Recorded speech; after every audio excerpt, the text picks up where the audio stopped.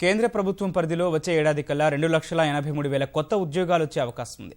ఈ నెల 1న కేంద్ర ఆర్థిక మంత్రి అరుణ్ జైట్లీ పార్లమెంట్లో ప్రవేశపెట్టిన సార్వత్రిక బడ్జెట్ దస్త్రాల విశ్లేషణ ద్వారా ఈ మేరకు వెల్లడైంది. 2016లో 32,84,000 కేంద్ర ప్రభుత్వ ఉద్యోగులుండగా 2018 నాటికి ఆ సంఖ్య 35,67,000కు చేరుతుందని బడ్జెట్లో పేర్కొన్నారు. 6,076 మందికి కొత్తగా ఉద్యోగాలు ఇవ్వనున్న హోంమంత్రిత్వ శాఖ వేర్వేరు పోలీస్ విభాగాల కోసం వచ్చే ఏడాది కల్లా మరో 1,06,000 మంది కొత్త వారిని చేర్చుకోనుంది. కేంద్రం పరిధిలోని పోలీస్ విభాగాల్లో ప్రస్తుతం 10,07,366 మంది సిబ్బంది ఉండగా 2018 కల్లా ఆ సంఖ్య 11,13,689కి చేరనుంది.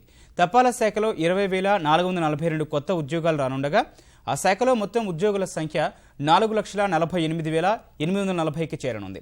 ఇతర మంత్రిత్వ శాఖల్లోనూ 2018 కల్లా వేల సంఖ్యలో కొత్త ఉద్యోగాలు వచ్చే అవకాశం ఉందని బడ్జెట్ దస్త్రాల విశ్లేషణ ద్వారా తేలింది. కేంద్ర ప్రభుత్వ పరిధిలో కార్మిక శక్తి పెంపు పౌరుల ఆధారిత పరిపాలన అందించేందుకు ఉపకరిస్తుందని సిబ్బంది, ప్రజా ఫిర్యాదులు, పింఛన్ల శాఖ మంత్రి జితేంద్ర సింగ్ చెప్పారు.